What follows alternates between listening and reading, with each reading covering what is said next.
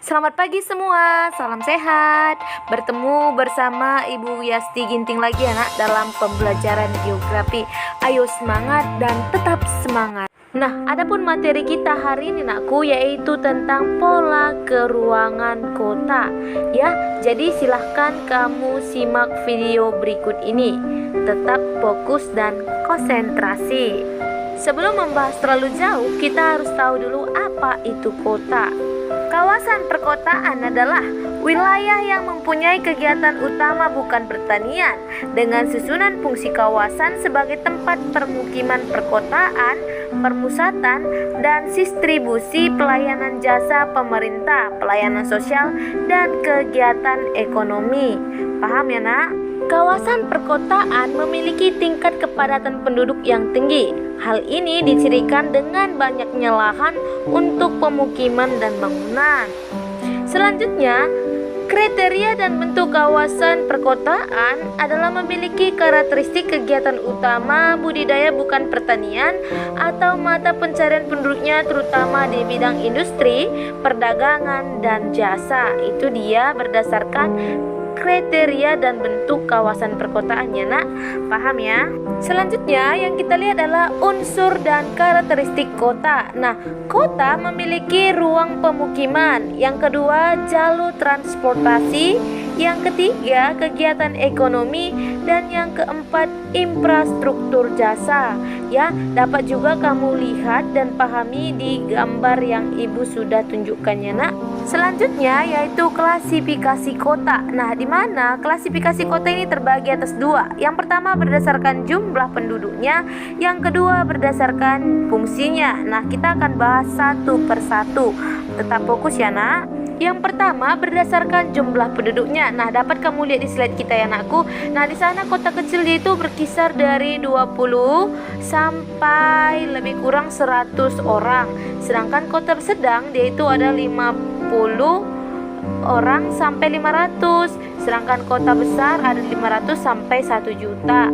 Kalau kota metropolis itu sampai 1 juta sampai 5 juta. Sedangkan kota megapolitan, nah itu udah besar, yaitu di atas 5 juta orang. Itu dia berdasarkan jumlah penduduknya ya nak. Sedangkan berdasarkan fungsinya nak, kota itu terbagi atas 5. Yang pertama kota pusat perdagangan, baik perdagangan domestik maupun internasional. Contohnya kota Singapura, Hong Kong, Jakarta. Sedangkan yang kedua kota pusat kebudayaan, itu misalnya Yogyakarta dan Surakarta. Sedangkan ketiga kota pusat perkebunan, misalnya Bogor, Tanjung Balai, Pematang Siantar. Sedangkan yang keempat kota pusat pemerintahan, itu contohnya Jakarta, Kuala Lumpur, dan Manila. Sedangkan yang terakhir pusat kota pertambangan, itu contohnya Timika dan lain-lain.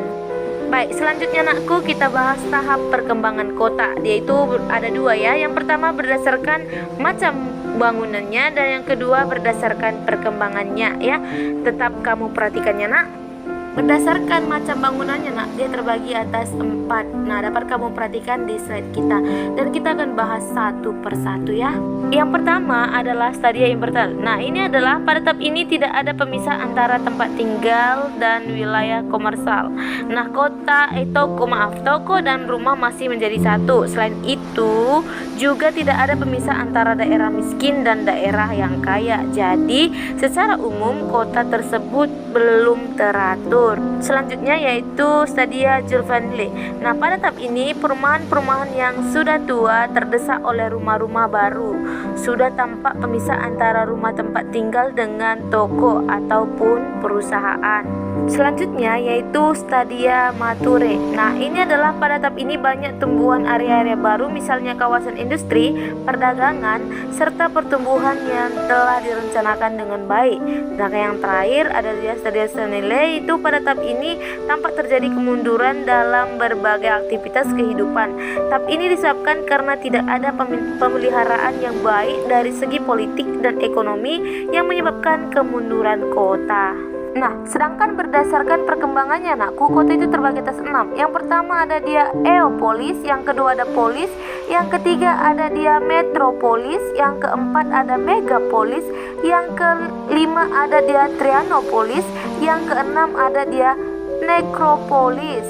ya. Jadi kita akan bahas satu persatu. Tetap fokus ya. Dikatakan dia Eopolis nakku adalah tahap perkembangan desa yang teratur sehingga orientasi masyarakat penghuni daerah tersebut sudah mulai memperlihatkan ciri-ciri perkotaan.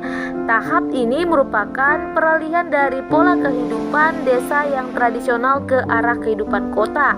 Sedangkan yang tahap polis itu adalah tahap suatu daerah kota yang masih bercirikan sifat-sifat agraris atau berorientasi pada sektor pertanian. Sebagian besar kota di Indonesia masih berada pada tahap ini.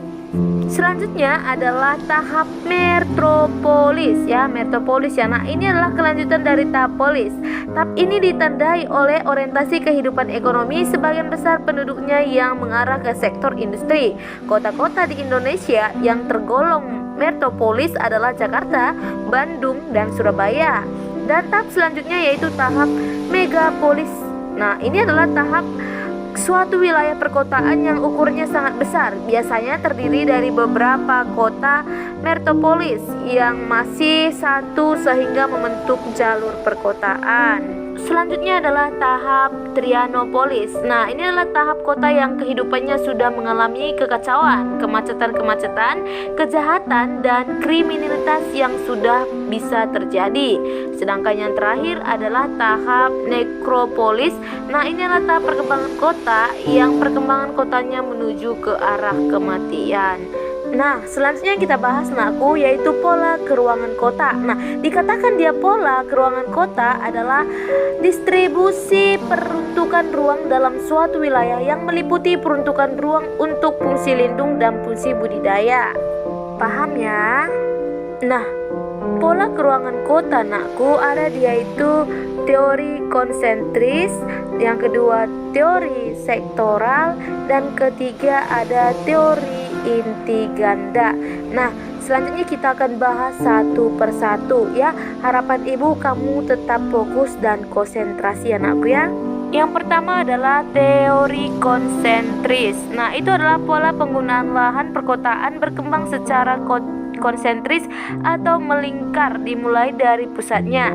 Kemudian seiringnya pertambahan penduduk kota meluas ke daerah pinggiran atau menjauhi pusat. Nah, dapat kamu lihat di gambar yang di slide kita itu ada nomor 1, 2, 3, 4, 5. Nah, yang zona pertama itu adalah daerah pusat kegiatan atau Central Business District. Nah, di sini adalah wilayah itu ada industri ya, Nak. Sedangkan yang kedua adalah peralihan ya, zona perdagangan beralih ke pemukiman. Yang ketiga zona kelas pekerja atau buruh. Yang keempat, zona keempat permukiman kelas menengah. Sedangkan yang kelima pengelajuan, zona pemukiman beralih ke zona pertanian. Itu dia berdasarkan teori konsentris. Paham ya, Nak? Selanjutnya adalah teori sektoral. Nah, dikatakan dia teori sektoral adalah perkembangan kota tidak mengikuti zona-zona perkembangan yang teratur secara konsentris, namun merupakan sektor-sektor. Nah, dapat kamu lihat gambar yang ada di slide kita. Nah, zona yang pertama itu merupakan daerah pusat kegiatan atau Center Business District. Yang kedua, itu adalah merupakan daerah grosir ya, dan manufaktur. Dan yang ketiga adalah pemukiman kelas rendah, yang keempat pemukiman kelas menengah, dan yang kelima merupakan pemukiman kelas atas. Nah, yang terakhir adalah teori inti ganda. Nah, pada teori inti ganda ini sesuai dengan judulnya ya, Nakku, inti ganda berarti inti kota tidak hanya satu lagi yang memusat, tetapi bisa saja terdiri dari beberapa sektor yang mengacu atau merangkas pertumbuhan sekitarnya. Jadi, setiap pusat kegiatan dapat berkembang dan tumbuh sendiri-sendirinya seolah-olah lepas dari pengaruh kegiatan lainnya. Nah, dapat kamu lihat di gambar kita, di slide kita ada dia udah banyak ya, dari zona 1 sampai 9. Nah, dapat juga kamu baca keterangannya ya, Nak ya. Baiklah, demikianlah pembelajaran kita pada hari ini. Semoga apa yang kita pelajari pada hari ini dapat bermanfaat ya, Nak, dan dapat dipahami. Dan jangan lupa diulang-ulang pembelajarannya di rumah dan tetap jaga kesehatan. Oke, see you, bye-bye, sampai jumpa di video berikutnya.